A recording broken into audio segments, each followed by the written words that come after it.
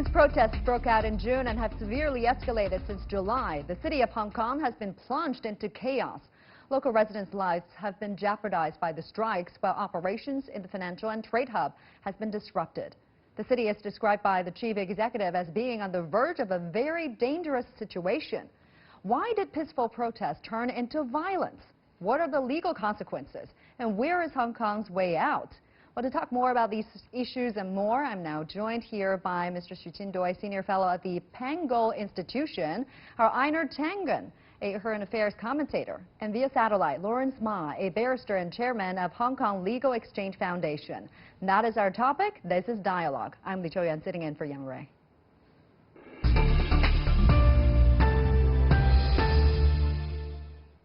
All right, I want to start with Lawrence joining us from Hong Kong now. So far, a total of 461 people have been injured in Hong Kong's clashes since June, and major economic indicators have declined on almost every aspect since the protests began. I mean, you work in Hong Kong, you live in Hong Kong. How are people there's lives like in the past 2 months? Well, since last Monday, which is 2 days ago, protesters have blocked major arteries, main roads, and they have set barricades at the exit of the tunnels, which means the tunnels we require to commute between Hong Kong Island and Kowloon. And they also stopped the trains, the MTRs in Hong Kong, and also they drag people who are driving on the street from the driver's seat and bash them on the road. So these are very serious crimes, and the daily routine of Hong Kong people have been seriously interrupted because of this non-cooperation campaign. Now, you mentioned that these are serious crimes. From a legal perspective, what would be the consequences? They violated the law. Oh yes, I mean those people would be charged, for example, riot, which is imprisonment. If convicted, they would be liable for imprisonment for 10 years. Unlawful assembly, maximum imprisonment is 3 years. Also, they would be charged for criminal damage as well as arson. If they set fire to substance, if they've bashed people, they've assaulted people, and they would be charged for wounding, and they would also be charged for doing grievous bodily harm, and those crimes are subject to very hefty imprisonments. Right, so what about the public opinion there in Hong Kong from your observation? I mean, there are overwhelming reports now on the protests, but focused on the voices from protesters, and the voice of other people didn't get covered nearly enough. Talk to us about the general sentiment there. Well, before Monday, most of the protests, many of them, the serious ones, occur at night, at about, after 12 a.m. in the morning. And for those citizens who don't come out to work at night, there was not much of an interruption. It was a chaos, but there wasn't much of an interruption of their lifestyles. But since Monday, it's different. There's a sea change where people start to feel their life are really being interrupted. They cannot go to work, they cannot go to school, they cannot have travel between one place to another within the normal time. For example, it took sometimes, I remember I drove from one place to another, which took me usually about 15 minutes. It took me actually 2.5 hours to reach my destination. So as a result, people do feel a lot of interruptions of their lifestyles, and people are very dissatisfying about what the protesters did. Right, it's disrupting people's daily life. Mr. Xu, let me bring you into this. Why did the peaceful demonstrations turn violent? What is really going on there? What's behind the violence and riots? Well, at the very beginning, everybody, we knew that their game, the goal is really to bring down this bill, fugitive bill. Well, the bill was shelved, but obviously their goal is beyond that. There are clear signs. They are challenging authority of the local government as well as the central government by storming the legislative council, and of course defacement of the national emblem, bringing down the national flags twice. I think they are challenging the bottom line of the one country, two system principle. That's the basic line of the bottom line for Hong Kong to continue in an orderly way. So they are creating this much trouble. This is much more beyond the demonstration, beyond the normal protest. This is a riot. This is, I mean, ransacking, chaos, battlefields Hong Kong has become, particularly Monday. I think that's a tipping point. And it seems to me that their demands keep changing. I mean, they don't seem to have a clear objective to begin with. They wanted the fugitive bill to be withdrawn, and Carrie Lam listened to their voices, answered to their voices, and withdrawn the bill, and all of a sudden they are requesting Carrie Lam to step down. This has been from the start political theater that has been, it's very difficult not to believe that this is being orchestrated by a third hand. And what I mean by that is that, these are supposedly kids, people who do not have enough to buy homes and, are complaining about the economic conditions, but for some reason they always have a hard hat, they always have a gas mask, they always have poles. They're intercepting caches of TNT, explosives, dynamite, also Molotov cocktails. I mean, these things are being very, very well organized and financed. I mean, all the signs are freshly printed. Everyone has them. They seem to be orchestrating their events. They are now, instead of having one main destination, they'll have 7 different ones. They'll split up in order to mask what they're doing. This is very sophisticated stuff. They're in close communication. So, it begs this question, who is funding this, why, and what is their goal? It's certainly not to preserve Hong Kong. To answer that question, here are some facts I want to present to our viewers. This March, U.S. Vice President Mike Pence met with Hong Kong opposition leaders, lobbyists rather. In June, Nancy Pelosi caught on the demonstration in Hong Kong, a beautiful sight to behold. And then the Congress, U.S. Congress, has once again proposed Hong Kong Human Rights and Democracy Act. In July, Pence, Pompeo, Bolton, they all met opposition leaders. I mean, we are presenting the facts. Our viewers can make their judgment, their own judgment. But, I mean, these are high-level U.S. officials, Vice President, Secretary of State, Security Advisor. They are all endorsing opposition leaders. What does that say to you? Well, it comes at the same time that Donald Trump has, promised to put an all-pressure, attack on China. He has ships going through the Taiwan Straits. He has the trade war that he keeps ramping up. Now it's become a currency war. He's threatening to deploy missiles there. I mean, you can't ignore the fact that this looks to be orchestrated by the U.S. The only one who would have an interest in pushing literally the Hong Kong economy off the precipice, because every day that goes by and people can't get to work, where they feel threatened, the expats leave. They're the ones who brought in the finance. They're the ones who, they have their families there. They're not going to stay. So while they might give lip service to supporting Hong Kong, the fact is they're going to vote with their feet. They'll go to anywhere, Singapore, Kuala Lumpur, probably Shenzhen, Shanghai, in order to avoid this. And at that point, Hong Kong becomes a rock in the sea. What is their ultimate goal there? I mean, economically, they're waging the There is no goal. There is no goal. What kind of game are they playing? No, they're being manipulated. These people are being manipulated. They've been brought into this kind of emotional reality that somehow they can change by getting out in the street and attacking their own citizens, that somehow Hong Kong will become a democracy. I mean, just on the face of that, if I attack you, this is going to help us. I don't understand it at all. Yeah. It's like, you're fighting for democracy by breaking the law, by attacking your fellow. Fighting for the rule of law by breaking it. Yeah. And of course, I can add a little bit to the story. There's already media coverage of for example, like business people from Australia. There are 100,000 residents from Australia.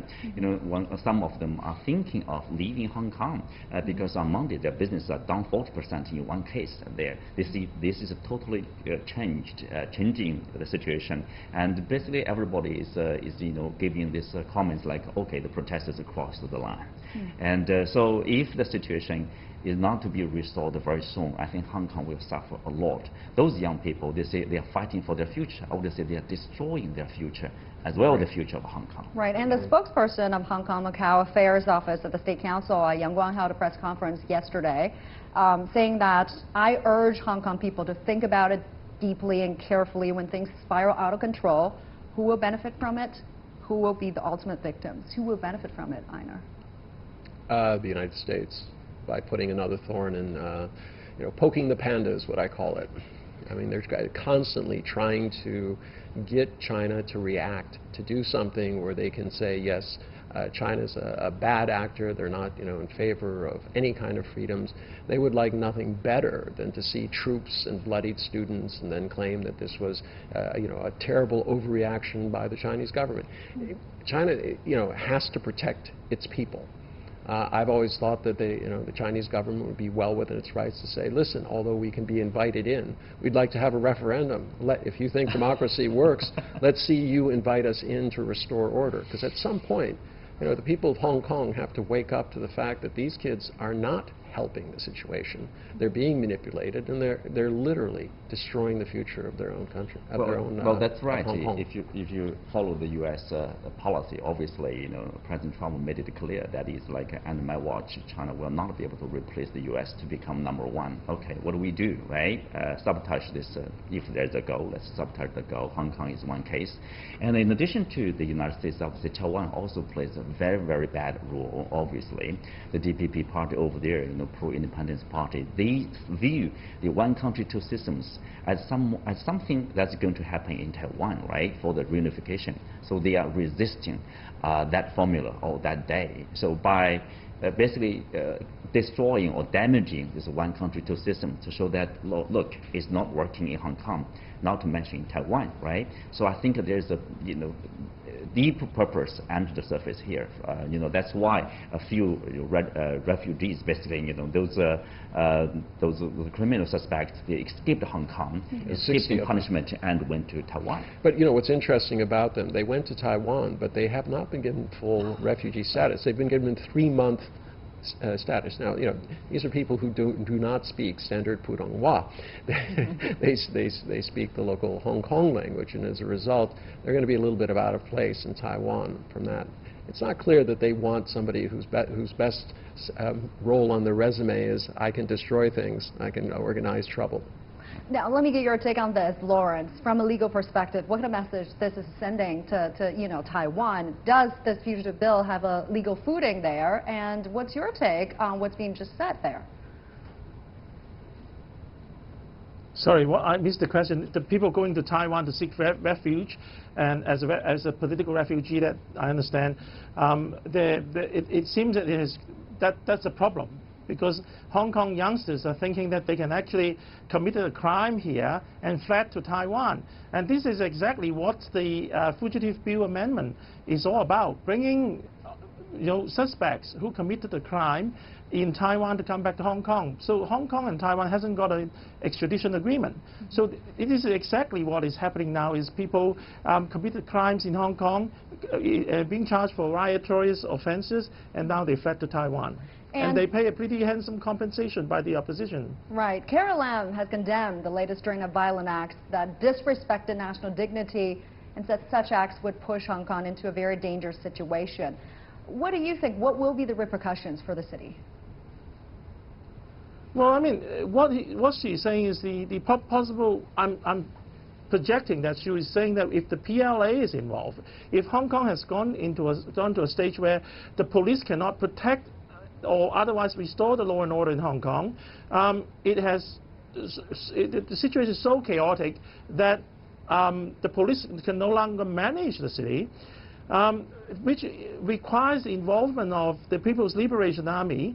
That would literally means the implementation of mainland Chinese laws in Hong Kong and the ending of the one country, two system. And I think that's what you mean by way of no return. Which is what we all don't want to see, the ending of the one country, two system. That is the one big question on everybody's mind, whether PLA will be involved. Mr. Chu, under what circumstances will PLA? Yeah, if you follow the law, like for the basic law or the garrison law, there are basically at least two situations. Garrison law, first, like if there's a need for restoring the order and the law, if there's a request from the Hong Kong government, if there's a disaster, and then if there's a request from Hong Kong government, and if approved by the central government, the PLA troops will be deployed to help restore the order, alleviate the disaster. And of course, if there's a situation that's running out of control, that's beyond the control of the Hong Kong government, and then the central government, I think the NPC, will declare a state of emergency, and then we need the PLA to help restore the order. Those are very rare emergency situations. Right, and what will be the international implication of doing that? Well, the international press, as we can see, has taken the side of the protesters. They do not cover, the injuries to the officers. They're not talking about the weapons caches that are being done. So you can expect them to say, oh, China has overreacted. This is what they were planning to do all along. So it'll be more of the same, except they'll be saying, yes, this proves that China is not going to allow any kind of other democratic order. So I think this is exactly what these forces are trying to provoke.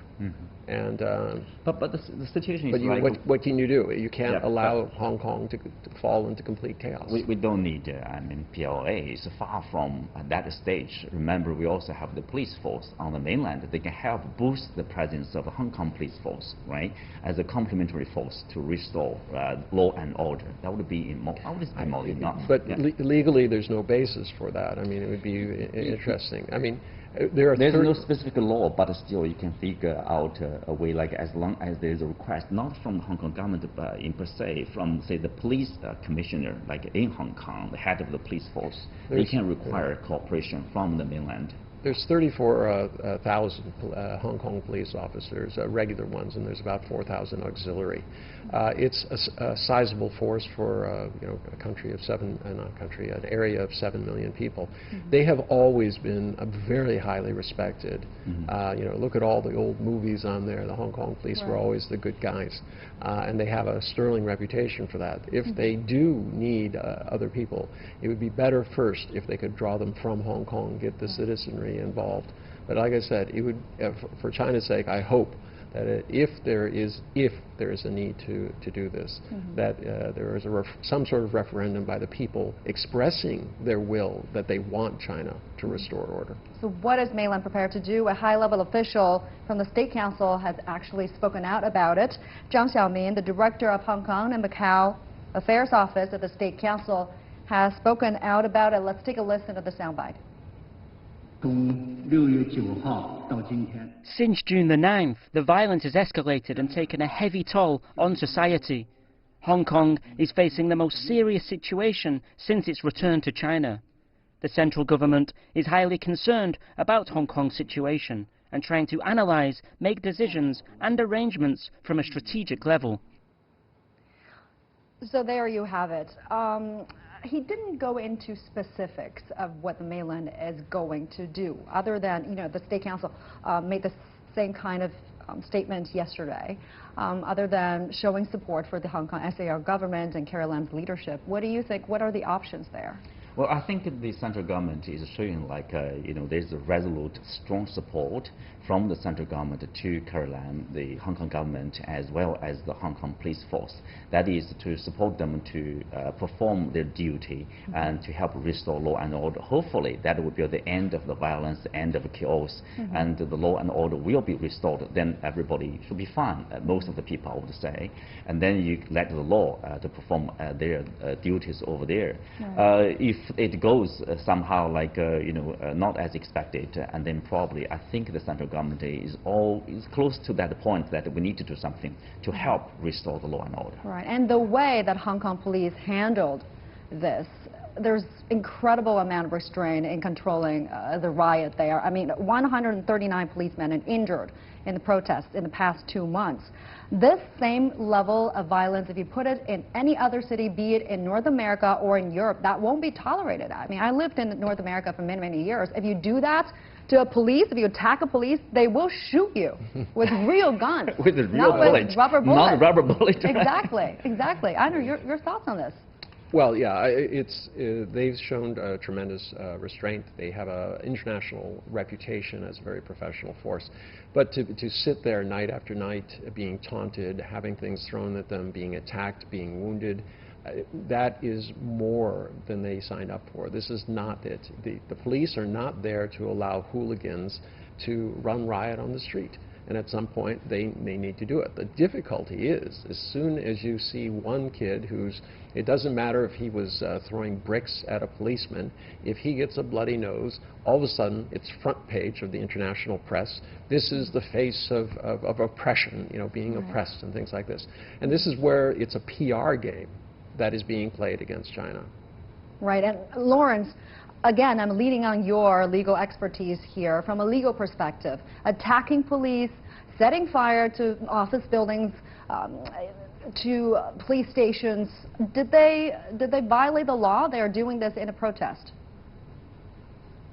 Of course they violated many laws. I mean, they violated the crimes ordinance, which prohibited criminal damage to property, the criminal damage by arson, and they also violated the crimes offense against the person ordinance by mutilating police fingers. They did that by dropping bricks on them, by spreading corrosive liquids on them, by batching them, of course, and these are all offenses in the offense against the person ordinance. And also we have the public order ordinance, which prohibits unlawful assembly, prohibits riots, prohibits fighting in a public place, and all sorts of crimes that they've committed. And Lawrence, what are the legal countermeasures towards this kind of violence? Well, you have to charge them. Of course, many of them, or at least a group of them, have been arrested. 44 of them have been charged and brought to be charged, and many of them are arrested. The question now is to arrest them, charge them, and then hopefully they will be detained. The problem, of course, with some of the cases is that they are released on bail, and they breach bail. They went onto the street and commit crimes again.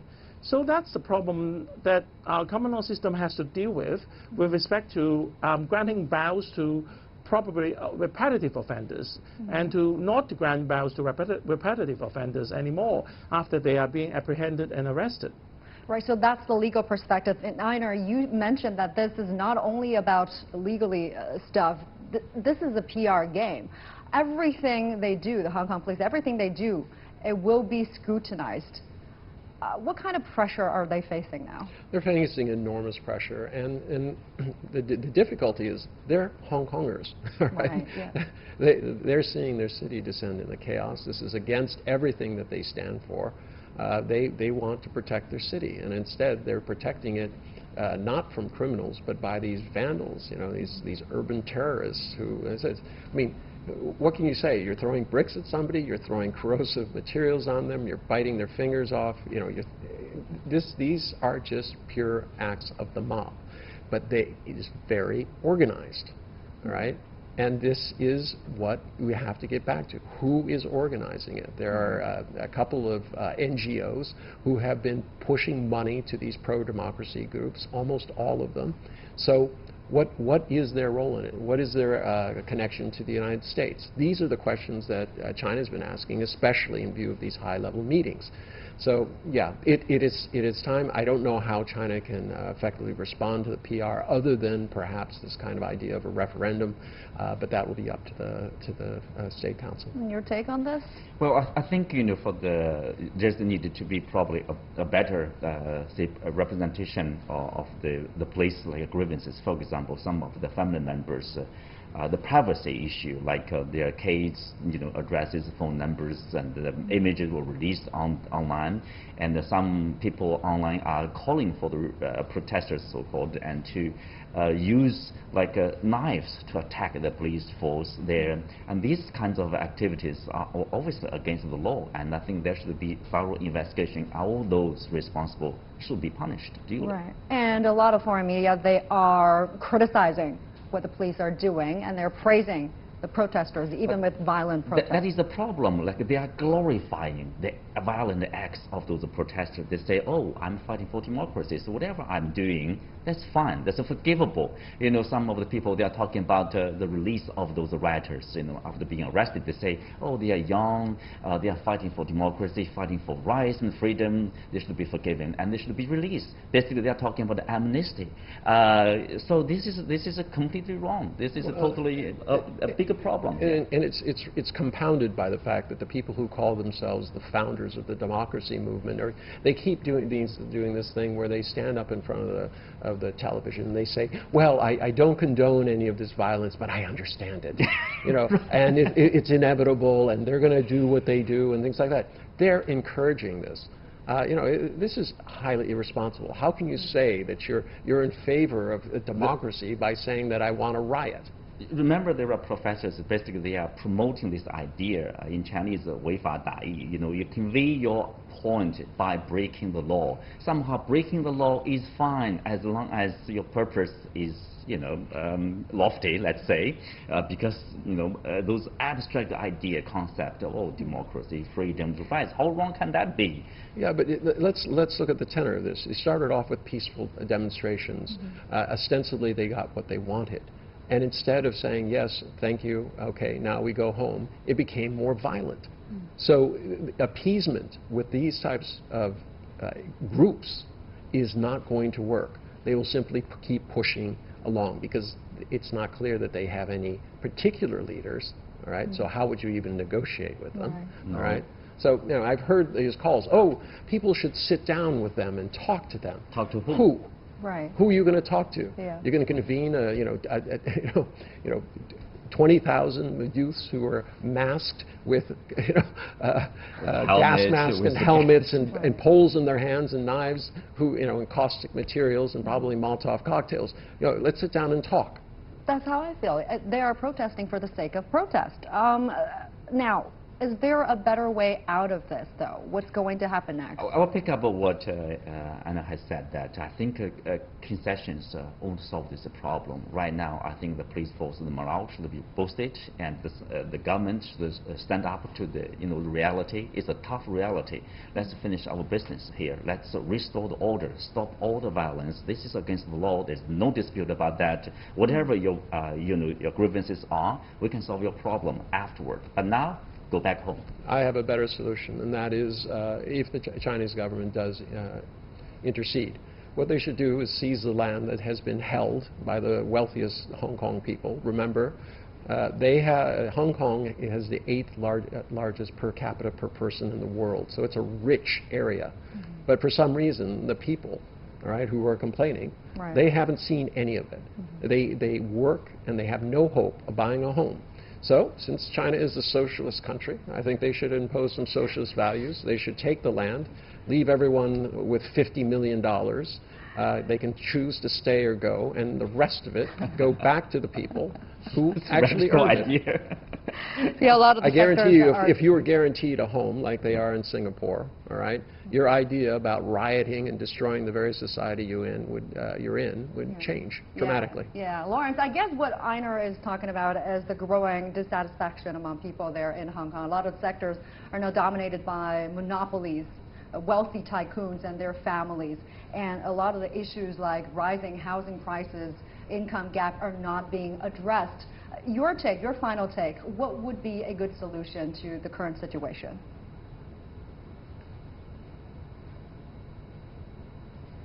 Lawrence, over to you. Twins. Well, I think that legally what the government has an alternative is to impose a curfew order.